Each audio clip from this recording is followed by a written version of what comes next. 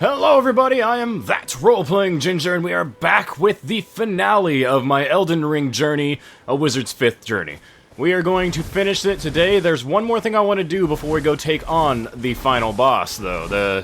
We have basically defeated Millennia. That was my main goal of doing that before we beat the final boss. We did that. It took me about 5 tries or so, but we did it. I do need to make it up to the Elden Tree again, which is going to be fun. But before I do that, there's a place I completely forgot to go to. It is down here. It is Mohgwyn Palace. I've not gone to Mohgwyn Palace or anything like that, so I'm going to go do that. We're going to go fight Mohg, and then we're going to head up to the Erd Tree again. I call it the Elden Tree. So, there's a quest line you can follow with, Vari, or whatever his name is, the white mask person that's like right outside when you start not Merchant College. He's right up here.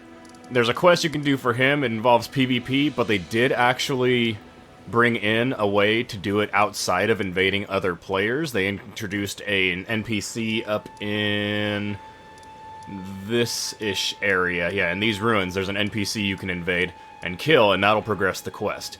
We can do that, or you can go up here to around this area, and you'll be invaded by somebody, you'll kill them, and then you'll pass through one of the portal gates that'll take you down to Mohgwyn Dynasty's ledge right over here. But then you'd have to make it all the way around and up to through here and all that. So we're gonna do the quest chain. Hopefully I didn't ruin it. We're gonna do the quest chain to get ourselves a little shortcut there. It's not the greatest shortcut because you can literally just bypass everything on the way to there. So he's not over there. He's probably over at the Rose Church. So we're gonna head that way. The Boil Prawn Shack. You will notice in this particular episode that I have been changing out my loadout of staves. I still do have my big boomy staff, which I love so much. It's such a cool design and everything, and I would love to have a replica of that in real life. But I've been playing with the numbers. I've been doing some metagaming because Shadows of the Erd Tree is coming, and I want to make sure that my characters are all sorts of ready because apparently the difficulty scaling in that is going to be closer to Sekiro than it is Elden Ring or Dark Souls, wherein when you beat a boss, things get harder. And so I'm getting ready for basically trying to get maximum damage output and all that as much as I can possibly. So right now I've got my two staves, my Staff of Loss. I got 2 of them at plus 25, I believe. They're maximum, yeah, 25. Which means that dual wielding these, they both get the benefit of... Oh, I accidentally got rid of it. I wanted to... There we go. Staff only distinguishes itself when casting invisibility sorceries, but that is a reason for some to wield it. So it gives a boost to my Night Comet and other invisibility sorceries. Dual wielding them doubles that boost. So that makes it so one of my Night Comets is doing a significant chunk of damage. I have the Carrion Regal Scepter for when I want to cast my Moon spell. I have the Meteorite Staff because I'm playing around with the Meteors of Estelle spell instead of Comet Azure. I still do have Comet Azure in the event that I do want to use it, but I have like basically a setup of using this in my main hand, this in my offhand, to give the boost to the Meteor spell and the general scaling of sorcery for 415 on this one. I also have a plus 25 Gravelstone Seal just because it is my biggest, it's my favorite of the seals that I have. So I'm going to use that to cast Golden Vow on myself, because Golden Vow, I've been playing, my secondary character is now level 180 Faith build, and Golden Vow has been completely helping me wreck everything in that game. Like, people were telling me that, oh, holy builds suck, holy builds suck. Holy builds are amazing until you get to the end game, but then you have, by that point, workarounds. You can use dark, like, Black Flame stuff and all that. And had your audience with the 2 fingers at the round table hole. Oh, I did. What was your impression? The 2 fingers, they sucked. They didn't seem right. Your intuition serves you well. My doubts had been piling up, you see. Oh, really? The words of the 2 fingers cannot be trusted. I know that for true. Truly, naught but rambling, senile delusions. I believe that when the Elden Ring was shattered, the 2 fingers were corrupted, their guidance skewed. Even worse, the fingers harbor no love for our kind. Of course not. That's the part they don't care. that irks the most. We're just tools for them. That's why I'm with Ronnie. I have a gift for you, something fit only for the wise. The festering bloody finger. Means give it a try, and if it please you, He basically is telling me, calling me Lambkin, which is kind of creepy. be sure there's no reason to tarnish. He wants me to invade other Tarnished, so he wants me to invade other players using that. And I think you have to do it 3 times. You don't have to kill them. All you have to do is enter their world, because I remember when I first started, I saw a thread where basically you can use the severing finger, which I don't think I have on my tool. We can use the severing finger to basically pop in an invader's world and boom, pop right out before anything happens. And you do that 3 times, and it gets you the quest done. However, I don't know when they added it, but they added something over here that basically lets you bypass that, especially helpful for people who don't have, like, PSN or can't afford PSN, because PSN, or PlayStation Plus or whatever it's called now, is stupidly overpriced. So, it's awesome that they have an option in there for the offline players to still get this shortcut. It does push you back a little bit more, because that does mean you have to get up the Grand Lift of Dectus to get up here, but it's not that far of a push. Like, you still get to Mohg's Palace a lot sooner than you would if you had to go all the way up to the Snowy North. So I'm gonna pop over here. I do want to give a little showcase of what we're doing with the staves. So I'm going to have the Carrion Regal Scepter and the Meteorite Staff on right now, because I want my Night Comet. So neither of these staves boost Night Comet. So on a base damage, my Night Comet is doing 1577 to a Sheepy. Now, I have one of my invisibility staves on. 1577 becomes 15... Oh, that actually went weaker. What the hell? Oh, it's probably the scaling. That's right. I think the Carrion Regal Staff has higher scaling. It does. So I'm losing a little bit there for doing that, but when I have both of them equipped... That's a dog. That's going to have higher defense. We're running an experiment here, so... Oh god, there's dogs everywhere. So we got to do it all on the same enemy. So it went from 1577 to 1547 with both of them equipped. It becomes 2415. Like, what the hell? And then you get even crazier by adding things like Golden Vow. And note, these things do not have high defense at all. So, like, 2415 becomes 2777. And then throw down a Terra Magica. And 2777 becomes 3749. See, this is what the math I've been playing with. I've been going... You saw me start the episode all the way down here by Kale. It's because I was running over here and testing all the numbers on the sheep over there.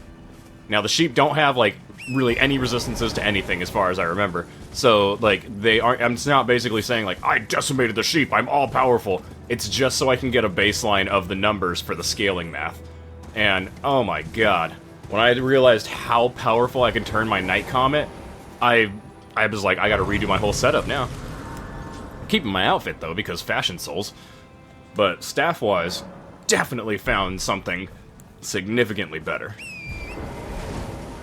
And so we're gonna be using these quite a lot.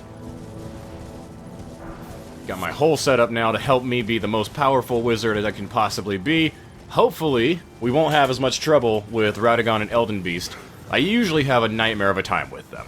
Like, there were three bosses that, like, frustrated me at how much I sucked at fighting them when I first played the game right when it came out. There was the Fire Giant. I could not beat the Fire Giant to save my life. I had to go Rivers of Blood just to get past the Fire Giant. Boop. Like, I couldn't beat them. I don't know why. Now, it's a little hard to see, but the sign is right here. I had to search for it for quite a while. Puppers, I don't want you to come back. Get out of here. Alright, so we're going to... I think invading carries over my buff, so I'm going to go ahead and pop a Golden Vow. Now, the guy's going to have 2 stars of ruins, so definitely be wary of bleed damage. So, I want to drink. I think I might actually try the Meteors of Estelle. Let's see how this works. In the worst case scenario, I'll get wrecked, and I'll have to, like, just resummon the fight. Alright, so... let's go. I won't have time, because he rushes you right when you start. I won't have time, really, to throw down a Terra Magica. I'll barely have time to drink.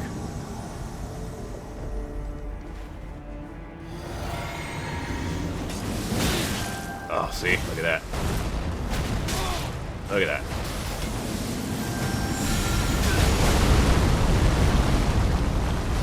Yep, there it is.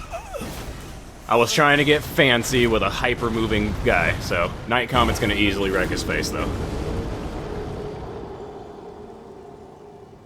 You died!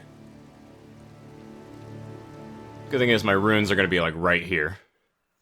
Even though I don't really need them. I'm level 288, I think. So, like, runes are not as valuable to me because 184,000 isn't even, like, close to leveling. Alright, so, we're gonna try this again. We're just gonna use Night Comet, though. Not even gonna drink. And Night Comet, he shouldn't be dodging as well because it's an invisible target, or invisible spell. And time for pews. I also did the math. I can cast 19 Night Comets before my FP bar goes away. And he's dead. Once you defeat him, you get one of those star stabs, or the star maces, which is cool, because that's a way for you to be able to power stance them. Because you can pick up one in the caravan that I passed on the way over here, and then you can beat him and get another one, I think. Yep, great stars. And a Somber Smith 6. Alright, so now that we've defeated him, we go back to the Boiled Prawn Shack. Take a sip of my coffee. Whee! No, they made that guy super aggressive, so you can't really get flashy with him. Even on my Faith build, which can, like, two-shot anything almost, I basically had to be on the defensive for a little bit with that NPC, because they made it fast, they made it get to you almost by the time you have ability to move, so you don't really have much of a time to build up anything.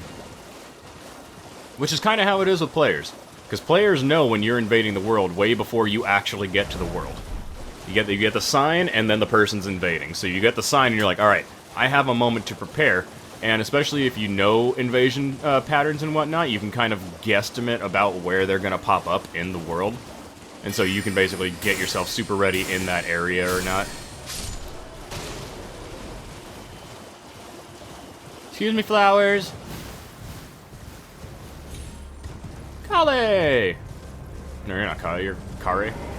Oh, Lambkin, so pleased you're here. I'm glad that you're enjoying my gift. I knew it from the very start. You have a taste for noble blood. I wish to anoint you a proper inductee. A knight to serve Luminary Moog, the Lord of Blood, and establish a new dynasty. Luminary Moog has strength, vision, and of course, love. So, what do you say, my lambkin? I don't like that you call me Lambkin, but sure. Yes. Who would have it any other way? Now, take this Thank you. Lord of Blood's for favor. your final trial. Soak the cloth with a maiden's blood. Normally, this ritual would involve killing one's own maiden and recanting the wisdom of the two fingers. But since you are maidenless, the blood of anyone's maiden will do. You got it. Now here's the weird thing that I never hear really talked about. Maybe Vati or somebody got around to it, but by this point, you clearly have a maiden. Unless you've just completely ignored Melina or refused her, you have a maiden by the time you meet him over here at the Rose Church. But he doesn't know that you have a maiden, so I'm wondering why he doesn't know that you have a maiden. In this point in the game, I don't, because she burned herself at the tree. Or burned herself at the Giant's mountain to basically sacrifice herself to burn the Erd tree. So technically, I don't have a maiden anymore. I've come up with a whole headcanon for my personal characters in Elden Ring. And, oh, this is gonna suck, let's see. I will swap out... I'll swap this one out because I'm not really charging them. for... What's the one I want? I want the immunity boosting. There we go. I need that. I'm going to let it go down. We're going to bring up...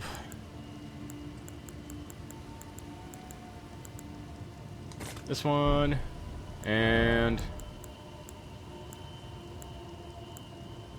this one. Can I make any more of those? I cannot.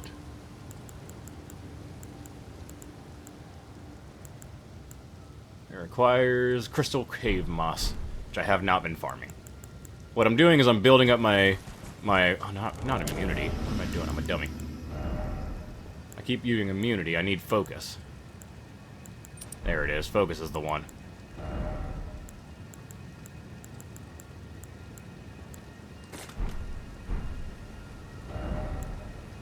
There we go. Because this area is going to give us madness. Like crazy madness.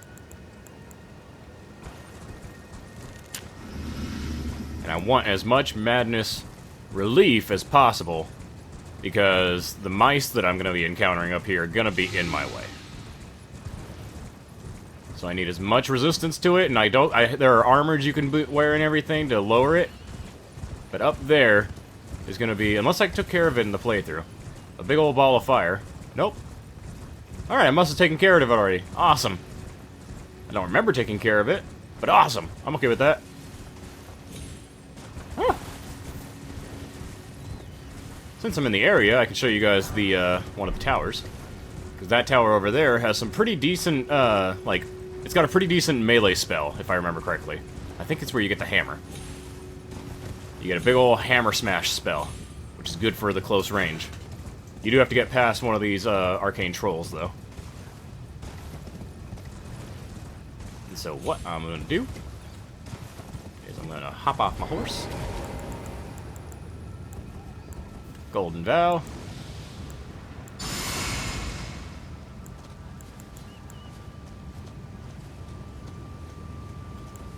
I'll make sure I have this one.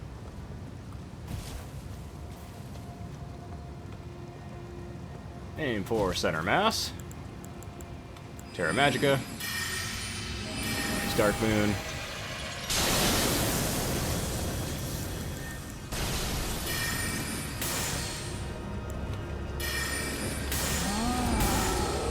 I am missing. He's too far away. Come on, friend. Woo! What? How? How do you hit me? I was already out of the way.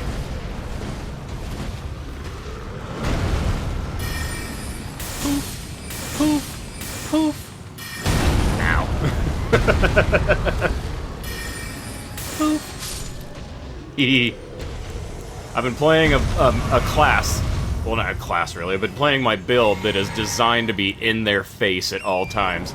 So, going back to Wizard now is a little of a shift. No, I'm debating doing, eventually, not anytime soon, another playthrough of this on my Faith build to do the actual headcanon that I have for the characters. So this is the thing, the Erudition Light the Way, and you may think, oh, just like the other tower, I gotta do the, Erudition, emote, but it's something else. It says Light the Way is the other sub-thing to it. And this is something that took me forever to figure out. You just gotta wear one of these, I'm gonna wear the witches, and then do the Erudition. Because when you do it and you let your hands go, the crystal on top glows. Which I don't think has anything to do outside of this. Outside of this, I don't know if that actually does anything. Let's see. I don't see any other bonuses.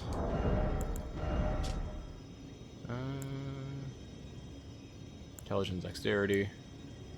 One of these boosts a lot. I thought.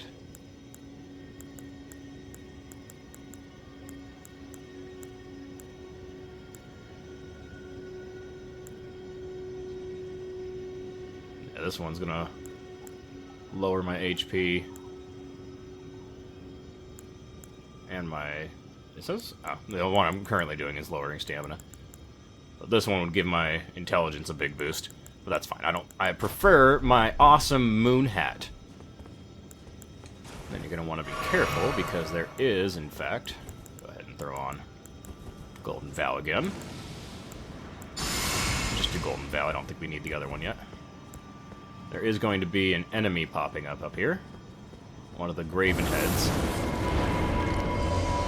Who I believe have probably got a lot of magic resistance, but I got a lot of magic. They just do the little spews. No Stars of Ruin. How's this gonna work? That doesn't do much.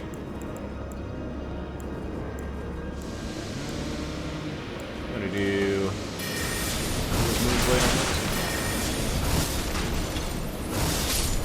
There we go. Gotta keep a Duelist Moonblade. A Duelist Moonblade is my melee attack now, because I'm not wielding my Moonlight Greatsword anymore. Or my Dark Moon Greatsword, rather.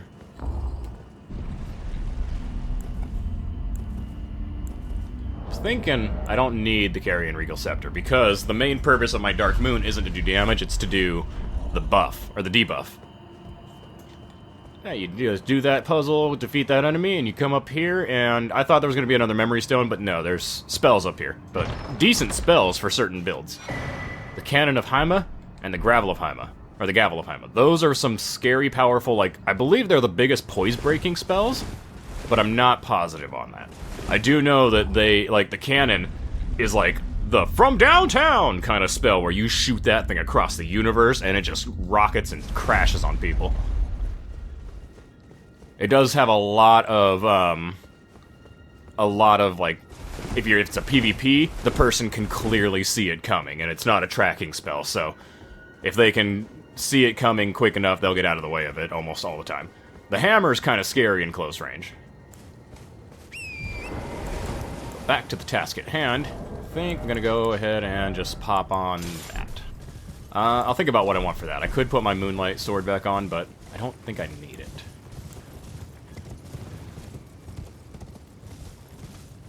And honestly, playing my other character lately, I've realized the importance of not having, like, everything full. Because she has one thing here, one thing here. That's all she's got. And then I'll swap this out for something sometimes. And so it makes it so I don't have to worry about which staff I'm on or anything like that. But that's the kind of thing you gotta think about when you're a wizard. And you want to maximize your damage output.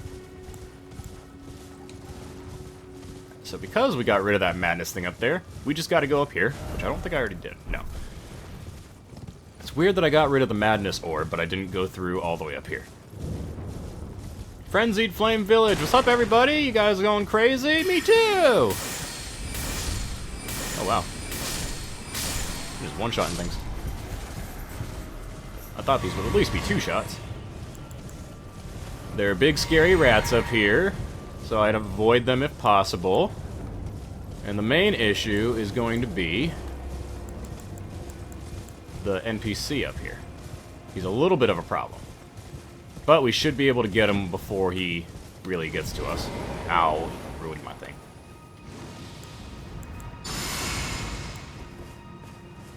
I got my Golden Vow. Oh, I don't have my flask anymore.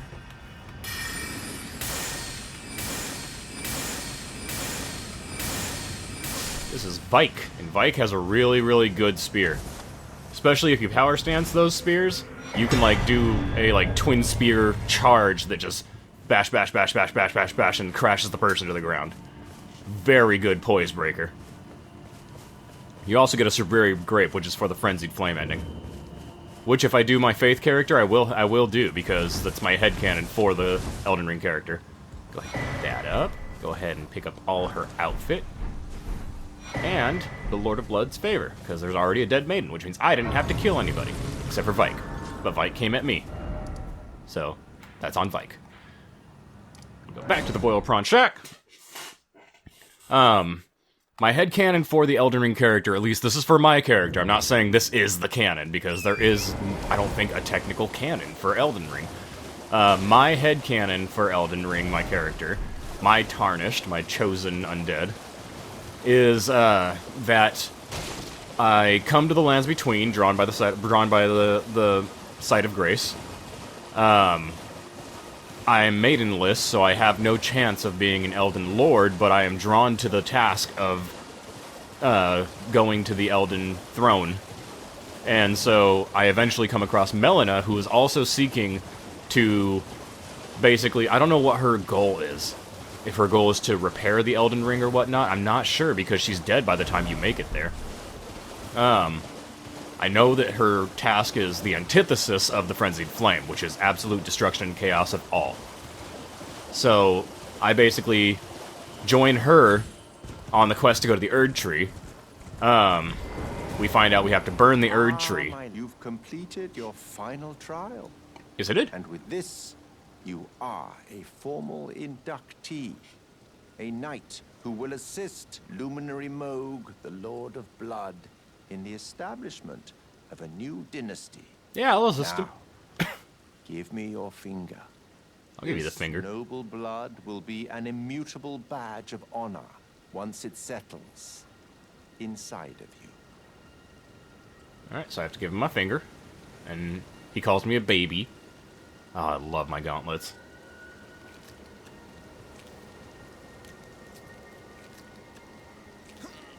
My hat's kind of clipping through. Clench your teeth or something.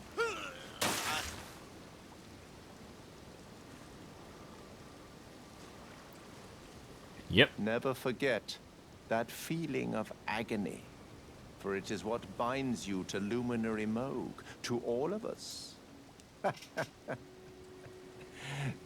You have the sweetest scream, my lambkin. Ew. Then he gives me a finger. Another thing. You should have this. Thank you.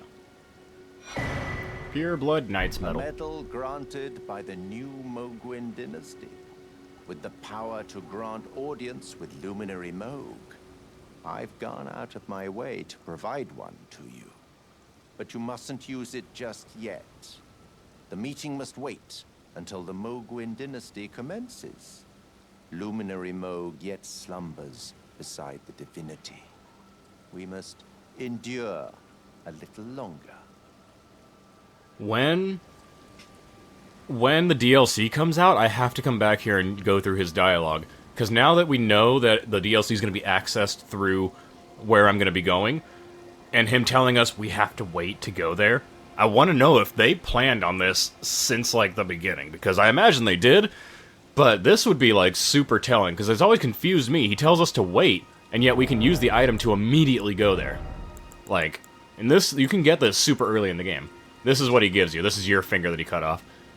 Creates summon sign for competitive... I think this is it. I think, yeah. I'm pretty sure. No, he gives you the bloody finger. This is my finger. Glistening blood has been siphoned into a nail of this finger. A sickly pale skin feels nothing now, but the nail still aches with the sweetest pain. And then he gave us this.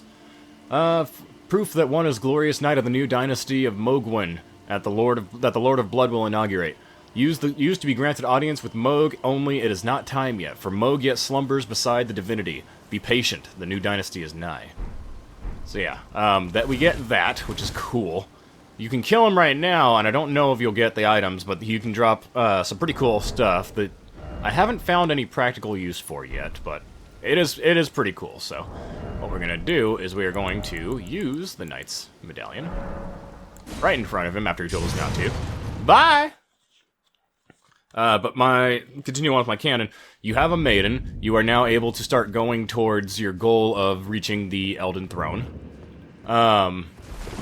You find out from doing Yura's questline, who is like a samurai-looking dude that helps you during one of your first like PvP encounters. Well, invasions from an NPC PvP player. He basically gets killed and is possessed by the Frenzied Flame, but you don't know that. And he basically says, like, Melina's gonna die up there, you know that, right? And that makes you like, wait, my maiden's gonna die up here? Why? Tells you that she's going to sacrifice herself. You, now worried for your maiden, don't want her to have to sacrifice herself. So, what do? You begin to look for ways around her having to sacrifice herself. 2 hits for these guys. Watch out, because they do explode into blood.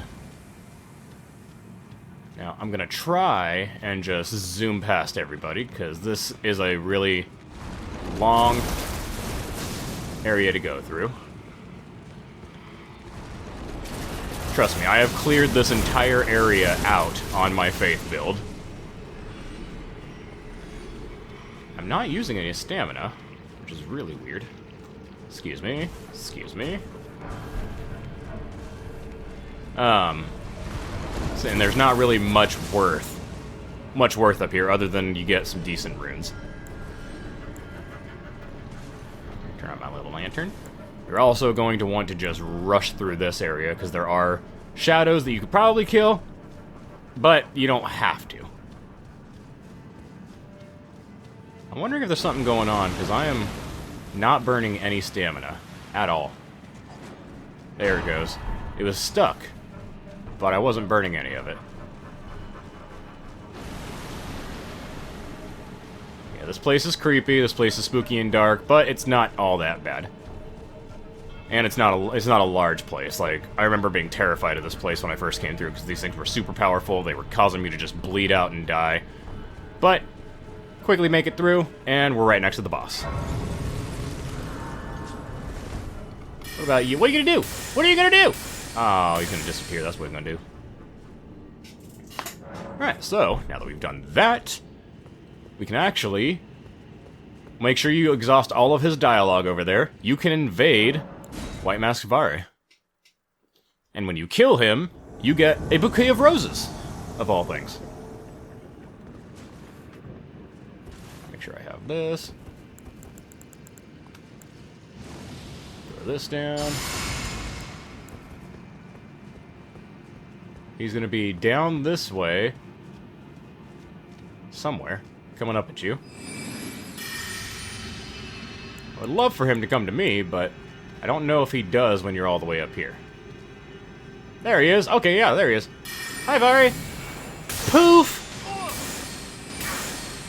You got a lot of hit points, don't you, buddy? Not anymore, you don't.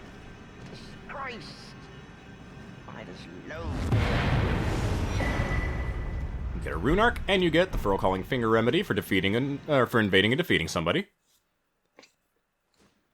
But you also get his corpse. Oh, luminary Moog, please grant the strength you promised. I have given everything. Everything? Please, my lord. Please, answer me, luminary Moog.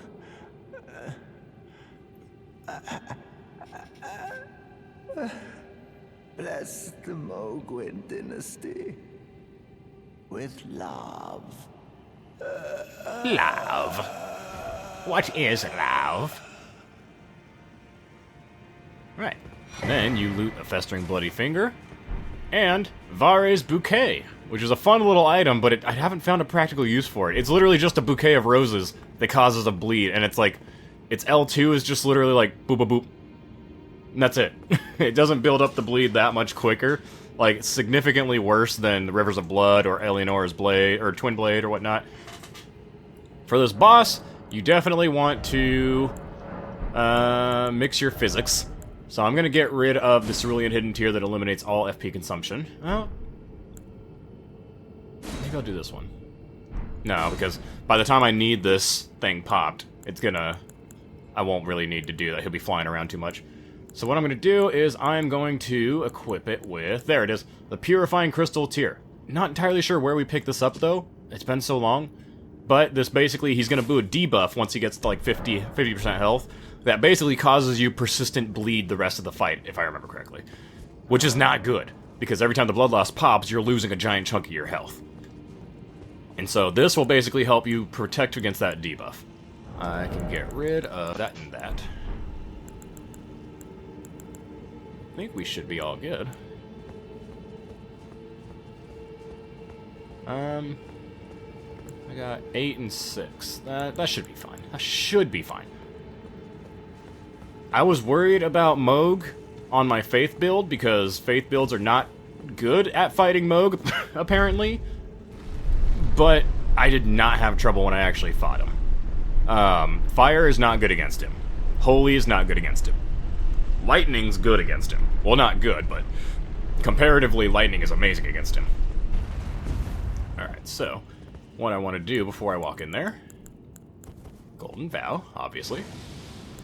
I want to get my Mimic Me set. And I want to have a Terra Magica spell going. So...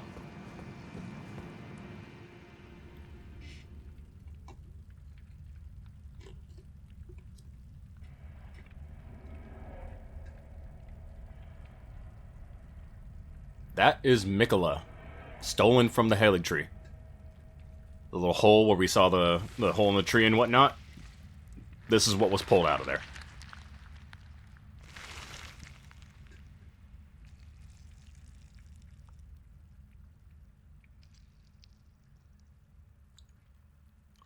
For someone with eternal youth, Mikola is not looking that young. Looking kind of decrepit.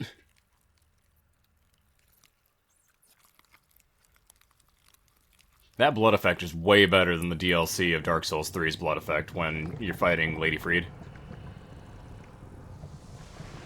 I always thought that kind of looked a little weird, but this looks good.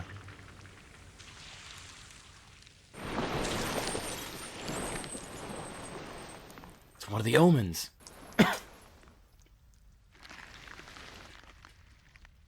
Dearest Mikola.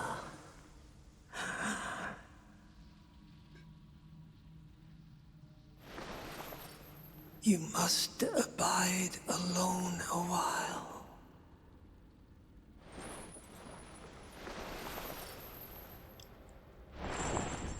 Welcome, honored guest.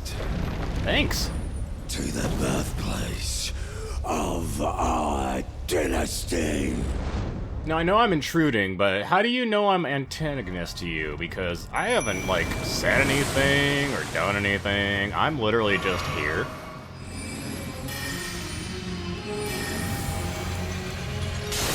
Alright, Mimic Me, what are you gonna do?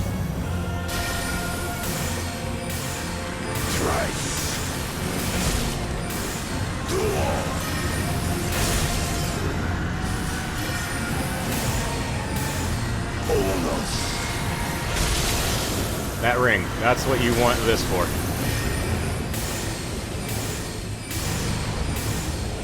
Sorry, Moog.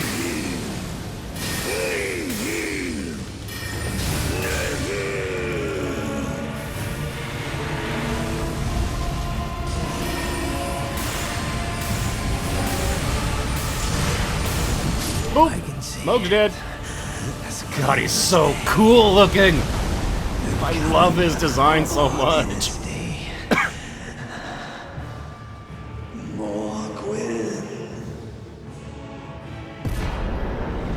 Moog's Great Rune and the Remembrance of the Blood Lord, which lets you get his trident, which has one of the most amazing L2s in the game. This is the entrance to the DLC that's coming out, at least from what we've heard. So what I'm gonna do is I'm gonna leave a little note, which I've done on my other character. Let's see. Phrases. Is there something like, are you ready? I want to go home. Yeah, there it is. Are you ready? And then what's something I could do to, like, touch his hand?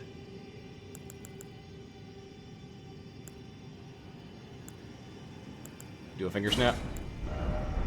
Are you ready? Let's see how this looks. Check my message. There we go. Awesome. Alright, well, that's the Moog Palace. That's what I wanted to do before we left. What's up here? That's... oh, that's the death area. I don't think I need that. That's something that... it's an alternate ending. I don't think it's anything I really need for this. East Capital Rampart.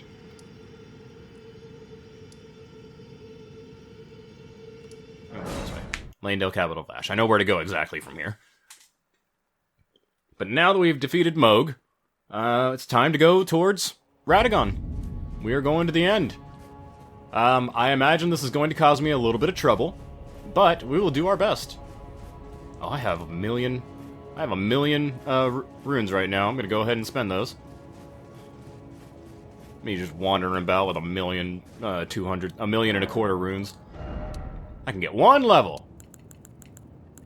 What do I want? More faith?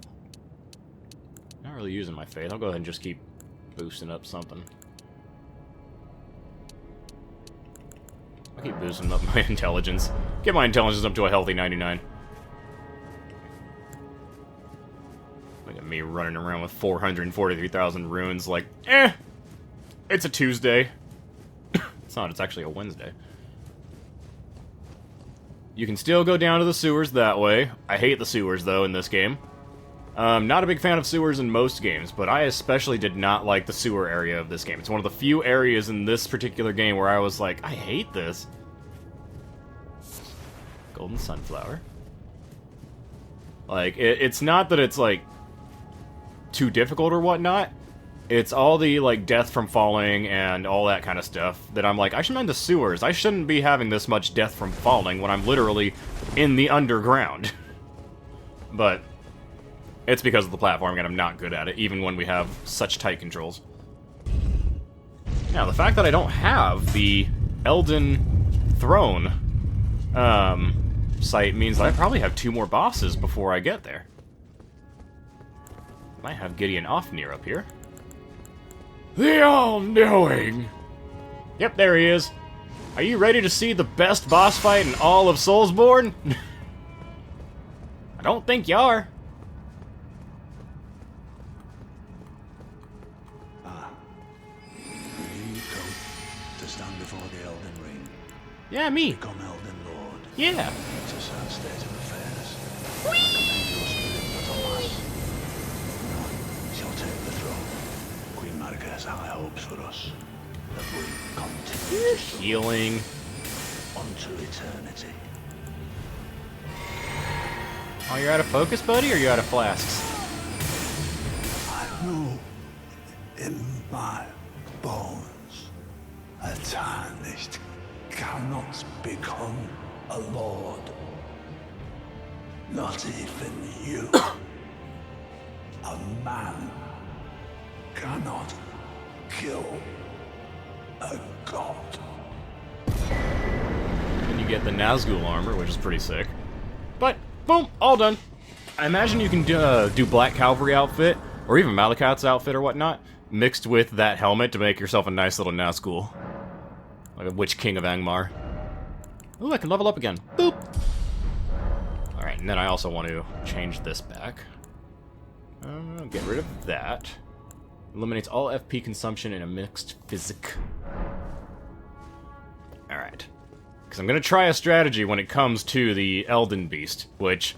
it's such a... I don't like the boss fight. I don't like the final boss of this game. It's literally just an endurance run.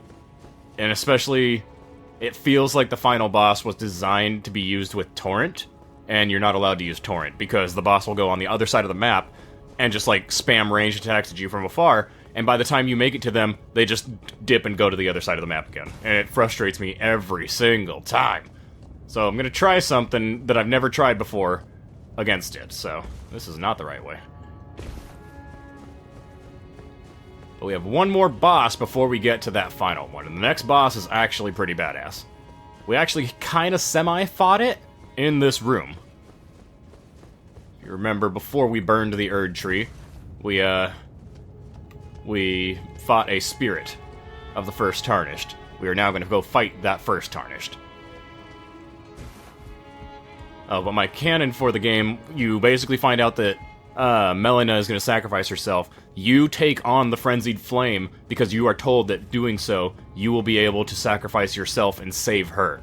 But in doing so, you lose her friendship, and she basically says, if I see you again, I'll kill you. And so you lose her friendship, and you're now possessed by the Frenzied Flame. You sacrifice yourself, but survive because of the flame inside of you. She stays alive, but you never see her again because she hates you. in your grief, you go searching for answers about maybe how to get rid of it. You go to Ronnie, who's also trying to rid herself of some divinity. And together you basically go through Ronnie's quest line, and you learn about the Halig Tree and Miquella's Needle, which is the one thing in the game that lets you renounce the Frenzied Flame. Because if you don't renounce it, you are forced into the Frenzied Flame ending, I believe. So you renounce it, and then you side with Ronnie in your loneliness because you lost your best friend, Melina. And then it leads to Ronnie's era of darkness, free from the control of gods. That's my headcanon for my character in Elden Ring. And I'm thinking I might do a playthrough of it doing that as the canon. So, like, running through it as that. Alright, so definitely for this fight, it's gonna suck because of the cutscene. Cutscene fights make you start off, like, 2 inches in front of the boss.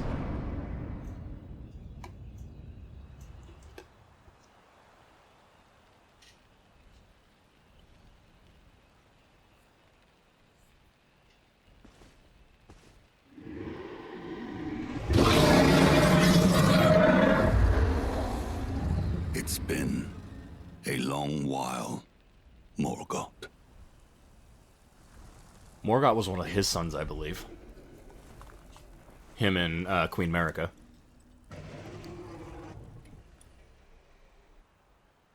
Morgoth and Moog, I believe, are two of his. Long and hard didst thou fight. Tarnished warrior, spurned by the grace of gold.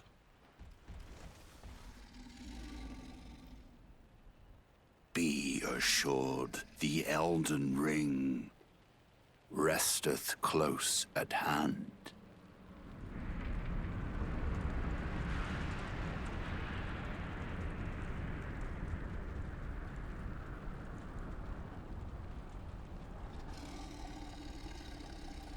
Alas, I am returned.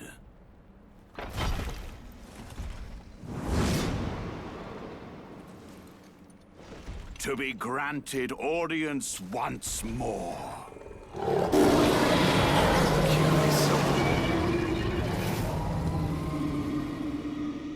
He's gonna be right in my face at the start of this.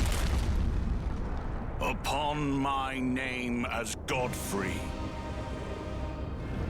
the first Elden Lord. I got chills. Yeah, Godfrey is his name as Elden Lord. Me. His name is Godfrey as the Elden Lord, but as the Tarnished that won the favor of Marika, his name is Haralu. Oh. And she gave him, I think, that lion on the back.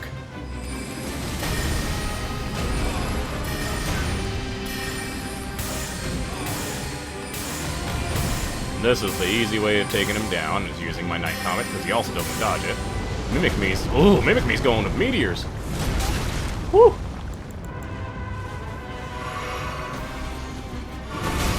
Oh, yeah. I think he's getting a little roughed up.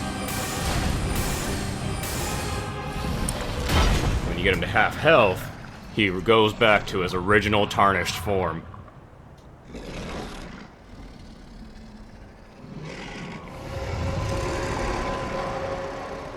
That will be all. Thou didst me good service, Sirosh.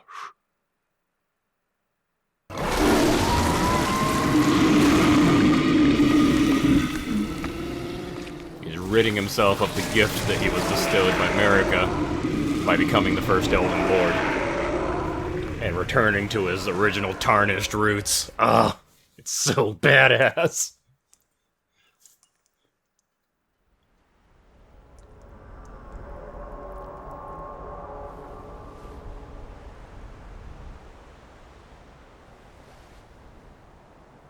I've given thee courtesy enough. Oh god. He's angry.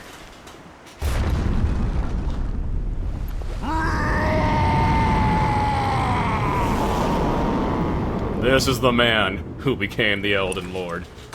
The guy before it was just the Elden Lord after he became the Elden Lord. This is the guy that won the right to become Elden Lord. Now I fight as Horalu.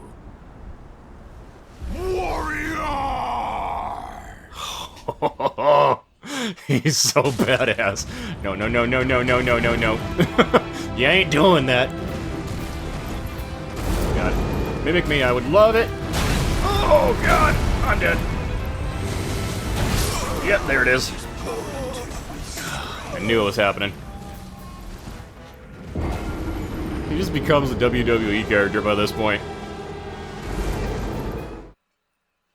Oh, he's so cool. I love him so much.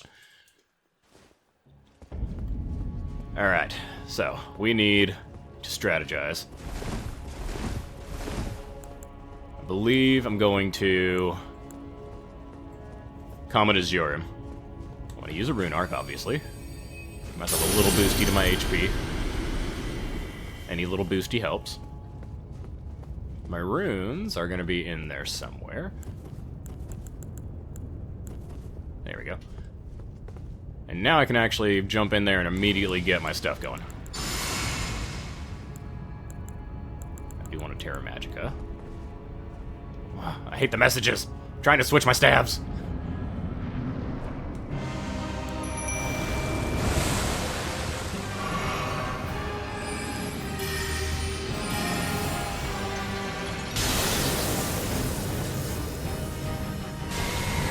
Oh, that didn't hit him.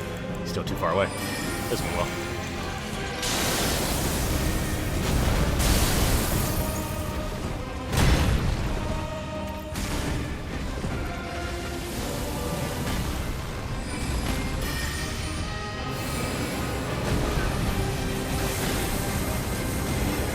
How the hell?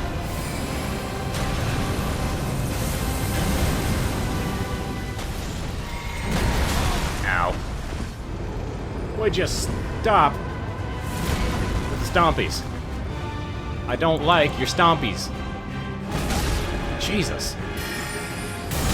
Jesus. Those things have like infinite range. Stop it!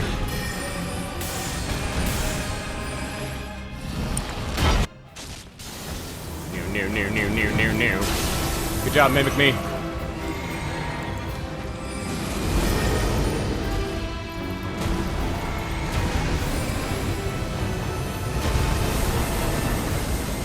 Bye, Horaloo.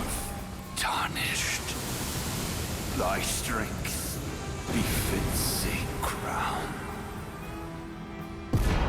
Fought well, Horaloo. Unfortunately for you, I am a wizard. Oh, I don't think this is barely not going to get me a level. I'm like, what, 1,000 away from a level? No, not past time level up. Oh, 40,000. So I think I have enough for that. Let's see. I got runes. I got runes. 35.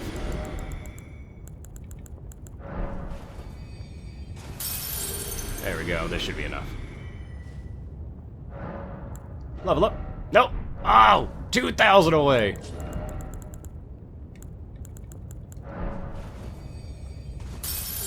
There we go. With some change. So once I go up here, it's giving me super diminishing returns on my HP, so I'm just gonna keep boosting my intelligence. What level am I? I didn't even see what level. 292! We are almost at level 300. Level 713 is the maximum level in the game, because by that point you have 99 in all stats and can't really level up anymore. And it costs you like 1.5 billion runes to get to that. Summoning pool is now functional. Awesome. Alright. Here is where things get really tricky, because I hate this boss so much. I cannot stand this boss. It's my least favorite thing in the game. But we're gonna do this.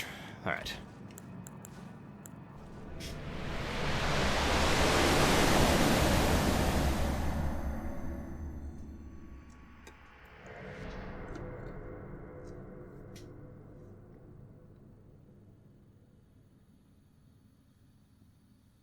There's Marika.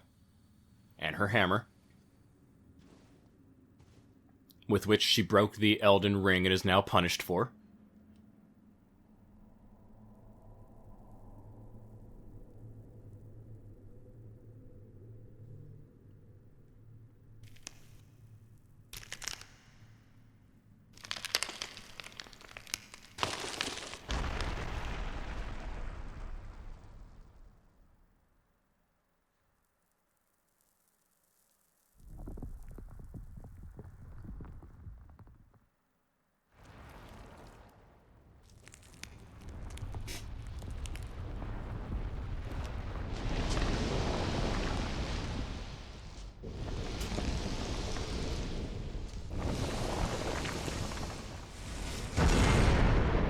And now, she is Radagon.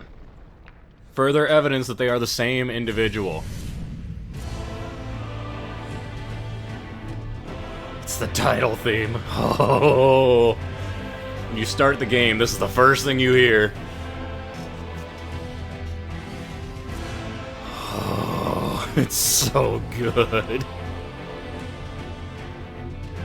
It's so good. Thematically, this is one of the coolest Souls bosses ever. Don't laser me. Well, mimic me to come out and play. Ow. I said don't laser me. Alright. Here, Magicka. Throw a moon on you. He is wrecking my mimic. Ow. Come on, buddy. I'm decent at dodging your attacks. This phase is typically not a problem. Ow, right when I was healing.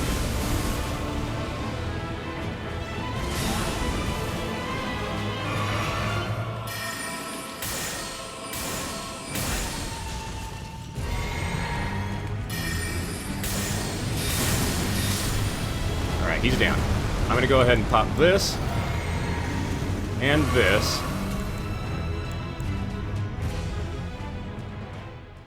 Because the next part is what I really dislike.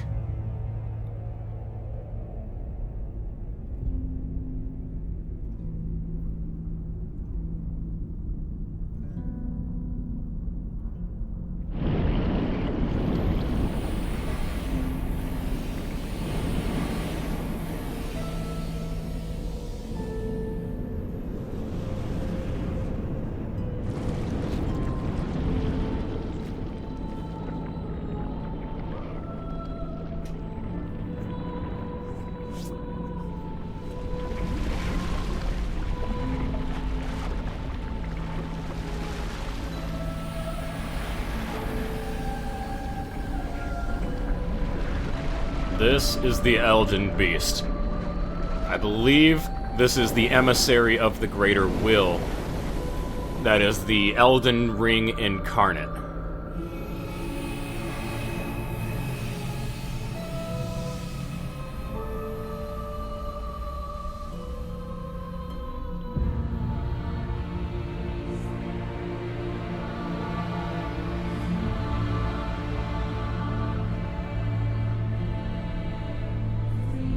Its design is really cool. It's a little out of place, because it comes out of nowhere. Alright, I want to run past it. It's gonna probably do fire. Did not work like I wanted it to.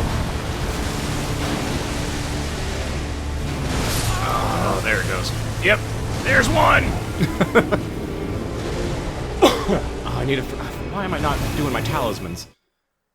Gotta do your talismans right in this one. You want to have the holy resistance. So let's see. Do I also have any more spell slots? Because I do not have spell slots. Alright. Stars of Ruin I'm not really using. So I'm going to get rid of that. I think I have a defensive holy resistance one.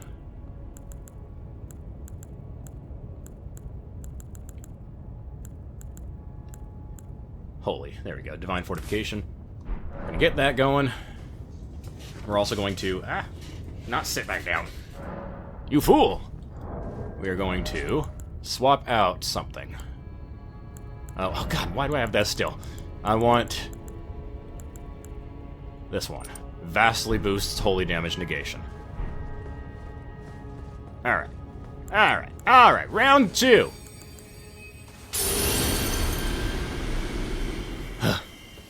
Oh yeah, so there's a whole discussion about, like, online about, oh, Radagon and America are two different people. It's like, the game literally tells you that they are one in the same. And I believe the confusion is that it's playing on a concept that's in a lot of paganism and witchcraft and all that kind of stuff, which I'm very familiar with, is the idea that there is a duality in the world, masculine and feminine. Neither of them are better than the other. There are traits that go to either side, but both sides also have traits from the other. And I believe they played on that in this, and that Marika and Radagon are two halves of the exact same person. And that is how Radagon was able to basically, quote-unquote, marry Marika and have kids. Because I don't think it's like, oh, they had sex and then had kids. I think it's, oh, they became a divinity couple, and from that spawned individuals. Alright, so let's get going again. Maybe I'll have a nicer time now that I have a lot of holy resistance.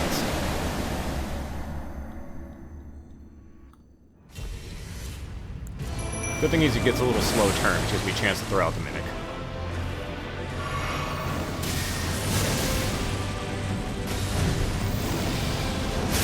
Oh, I always forget to dodge forward on that one. Go, Mimic me!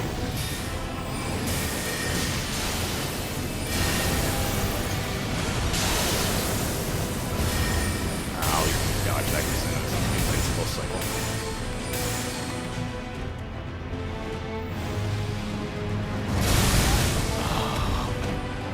Forgot about when it glows! What is my Mimic doing? Going to moon. There we go. Good Mimic.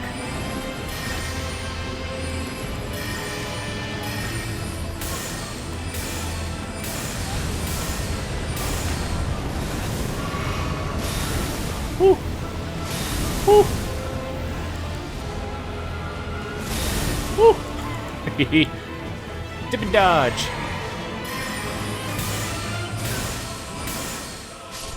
Alright, he's down.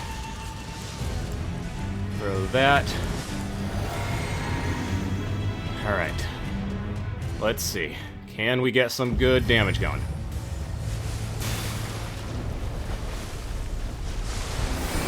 Probably not.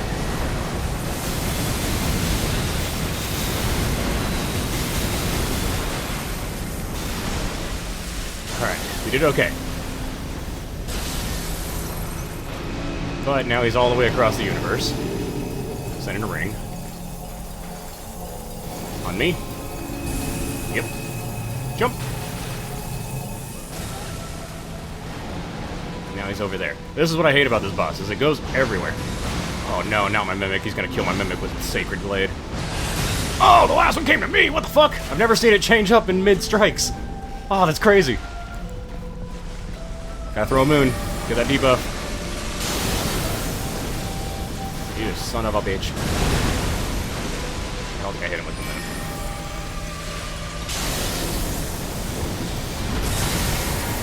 Get out of there, get out of there, get out of there. No! Oh my god. Huh! Huh! I need to heal.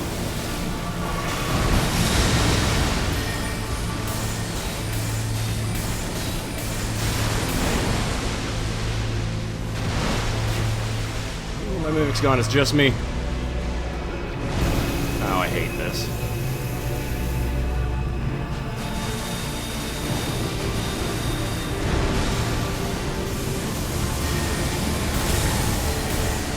Get out of there, get out of there, get out of there.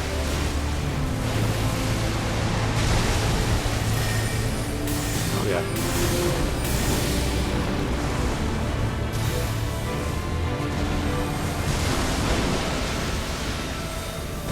I hate this one. Oh, I'm dead. So fucking dead. Yep! Ah, god damn it. Alright. So Night Comet is definitely the way to go. Night Comet's doing chunk damage to him. Amazing. Don't worry about, whatchamacallits, the comets or anything. Comet Azure isn't doing me any good. In fact, I should probably... Because my Mimic Me comes out with spells that I have. So I'm going to get rid of the spells that I don't want to be used during the fight. So we're not going to do Comet, we're not going to do Meteor. These are the spells. I feel like this is what's going to do it for us. Alright, let's go! Round 3.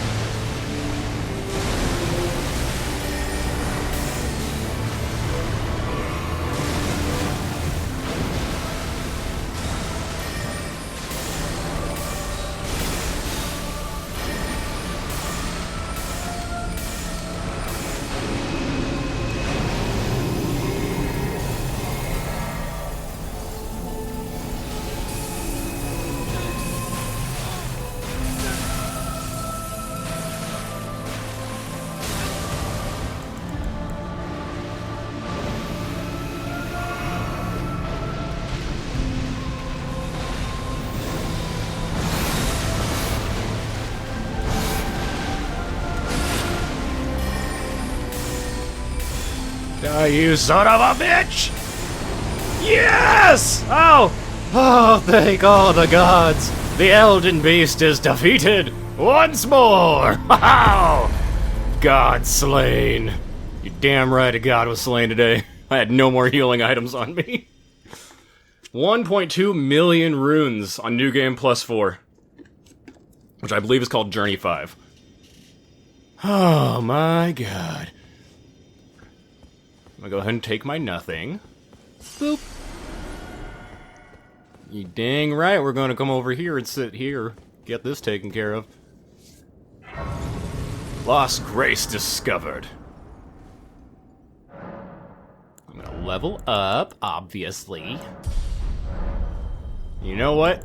It's the end of this series. I'm gonna go ahead and use all of these and see where we can get at with my final level.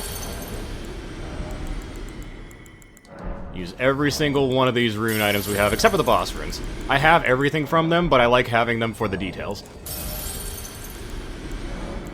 And I don't think they give that much, to be honest with you. It's like 30,000 for most of them. So I'm gonna pop all these runes. I don't think we're gonna make 300. But if we do, that'll be amazing. Alright, so we're barely gonna... I didn't even use all of them, but I got to the point where they weren't making any difference. We're barely gonna scratch one level. 294 is how we're ending this series. Ah. Now, we can go up here and touch the Elden Ring. We will repair it, and we will become the new Elden Lord by basically taking Marika's place. I don't like that ending, because that still puts us in the bonds of the Greater Will. I'm gonna touch Ronnie's summon. And this should also get me my Platinum trophy for the PlayStation 5 version. I got it for PS4, but not for PlayStation 5.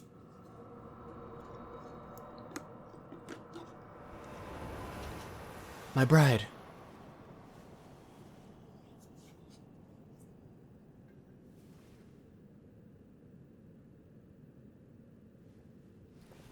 Hi. The battle is over, I see.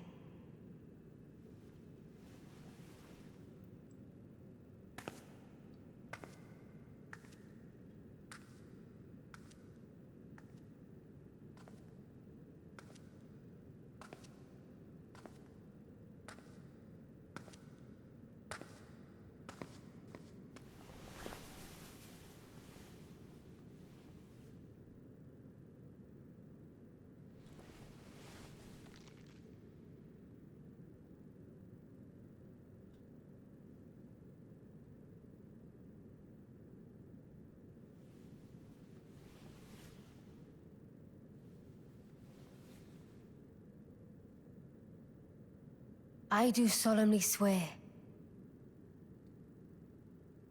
to every living being and every living soul. Now cometh the age of the stars. 1,000-year voyage under the wisdom of the moon. Here beginneth the chill night that encompasses all, reaching the great beyond. Into fear, doubt, and loneliness, as the path stretcheth into darkness.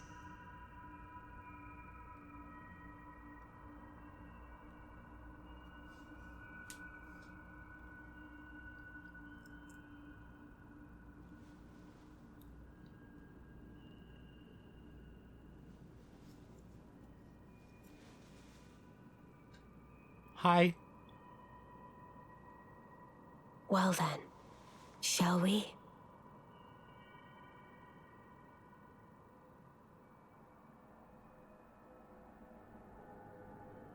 We shall. My fair consort eternal. We shall.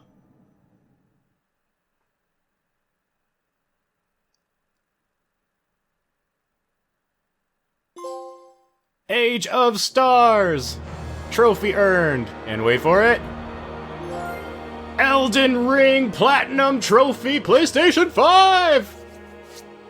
Oh! It's so good! It's so good! Oh, I love this game so much. This is like when this game first came out, instantaneously jumped to like my top 5 video games of all time list. I love this game so much. I have put so much time into it just because I love it. Like, I don't have any characters that are like max level or anything like that, because I haven't put that kind of time into it. But I've gotten every item, I've explored all the lore, I have all the lore books and everything that we could possibly get from her. I have the goofy-ass manga for the game. I'm in love with this entire game. In my opinion, almost flawless game. Couple things I don't like, but they're not things that make the game bad, they're just things that I personally don't like. The final boss. Not a big fan. Hopefully the DLC, because From Software is notorious for making amazing and outstanding DLC for their video games. So, very happy to see what's coming from that, because their DLC is always good. And I feel like Mesmer, the character they're throwing in our face with the DLC trailer and everything, is not gonna be like the main thing. I feel like there's something going on with Mikola in that world, given that Mikola is the way we get into that world. So I'm looking forward to all that. I'm looking forward to the lore. Looking forward to all the new things they said they're adding to it. It sounds like it's going to be amazing. I'll probably be doing Shadows of the Erdtree when it comes out, so be on the lookout for that. I've also, like I said, I've been debating doing my Faith build, giving my Faith build a run. She's currently in New Game Plus 1, so Journey 2. It'll be a Journey 3 for her if I do that. And she's already like level 160, I think. And she's kind of terrifying. Using things like Ancient Dragon's Lightning or something like that, and I use Blasphemous Blade because the explosions are really fun and it keeps my HP up. But I also have a build that basically uses a Halo Scythe and the Black Flame Blade, or the Black Knife Blade. Really fun, like, quick in your face combat. I'm really liking it. And so if I do a playthrough as my Faith build, it will be following, I will do the story as I see it for my Tarnished, where I'll basically set myself up for a Frenzied Flame ending, get rid of it, and then do the ending with Ronnie. Because that's to me the story of my Tarnished. And so super, super in love with that. I don't remember when I started Wizard's First Journey. I know it started as a stream, but I'll be honest with you, I'm not that great at streaming. I don't like streaming as much as I like the recording, because for me, it's hard for me to focus on the people who are in the chat, and I don't like not being able to focus on the people in the chat. And I also don't want to suck at the game while I'm playing, which I do anyway, but I like, if there's people in the chat, I want to talk to them. Like, I'm way more like, I want to talk to them than I want to be good at the game, and I end up sucking at the game even harder. So I stopped doing it as streams, I started doing it as videos. I mentioned it at the beginning of the Baldur's Gate 3 playthrough that I'm going to be shifting up my recording schedule. As of right now, I don't really have a schedule. It's just my life has started to get way too crazy. Work is becoming worse and worse and worse, and every day I get home, I'm just depressed and just angry and not happy with anything. And so I don't want to do the videos like that. I have done videos like that, and when I like doing the editing and all, I'm listening and I'm just like, I'm not happy. I shouldn't be doing this. But I felt obligated to, because I set a schedule for myself to do a video every single day, and it was really just draining on me. So I am changing my schedule. I don't currently have one. Once I do, I will put out an announcement letting everyone know of the schedule. I do want to focus on longer videos. If I'm doing fewer videos, I want to do longer videos, which to me is always really fun because it lets me sit down for about an hour, 2 hours, and just play video games. And I love doing that. It's my relaxation time. Even games like this, stressful, yes, but still my relaxation time. I literally will like run around Elden Ring just to be in the environments the way I would do that when I was younger in World of Warcraft. I would go as like a max level character in World of Warcraft. I'd just go hang out in Elwyn Forest, which if you don't know, is one of the beginning zones of the game. Just because I loved the music, I loved the environment, it was a familiar like area for me. It was basically my ability, living in the suburbs growing up, to go walk through a forest. And I loved it. And so I do the same thing in like games like Elden Ring, where yeah, the enemies just come and smack you in the face, but I can easily get away from them and just enjoy the environs, especially once you get to the Altus Plateau. The Altus Plateau is not my favorite color scheme. I am not a big fan of, like, gold color schemes. I much prefer silvers. But it's so beautiful and done well that, to me, it's very relaxing, even though there's big enemies trying to squish me all the time. So, I love playing these games, and I do hope to do some more. I'm gonna finish up the Bloodborne playthrough. We're at the Orphan of Kos, or we're about to be at the Orphan of Kos, so I'm a little scared of that. I might try and bring in a friend for that, because I helped them with their Orphan of Kos run. And, if so, it'll make the fight significantly easier, even though they'll have more health, because Orphan of Kos can be backstabbed, basically. And so you can kind of, like, trick them, and, like, while he's focused on one character, the other character can get up behind and start just, like, wailing on him. It's a nice little strategy without having to cheese it by using, like, the infinite cannon glitch. Which does work, but I don't want to have to do that, especially in Bloodborne. I am one trophy away from also platinuming Bloodborne. And I'm about ready to be there, so when I do the Bloodborne finale, I'm going to also cut in my other character, because it's not the same character for the playthrough. I'll cut in my other character, who's at the Lady Yarnum fight, and throw that in there to be the additional scene at the end. That way we get the full experience of it, and the trophy will pop up on the video, which would make me even happier. Because that'll be Dark Souls Remastered, Bloodborne, Elden Ring PS4, Elden Ring PS5, all platinumed. I do want to do Dark Souls 2, because I have very fond memories. I know a lot of people hate it, but I have very fond memories of Dark Souls 2. I have Scholar of the First Sin Edition. I haven't played it yet. I still was, the last Dark Souls 2 I was playing was the regular one on PS3. I have the Steelbook, like, collector's edition that I pre-ordered, because I wanted it so much, and then when I got it, I was having a blast, and then I found out everyone was hating it, and I was like, well, that sucks. I mean, I'm having a good time. But yeah, Dark Souls 3 is the one I am least experienced with, aside from Sekiro, which I do have a copy of the Sekiro Game of the Year edition. I've never played Sekiro. I'm very intimidated by Sekiro, because I know it's a vastly different system.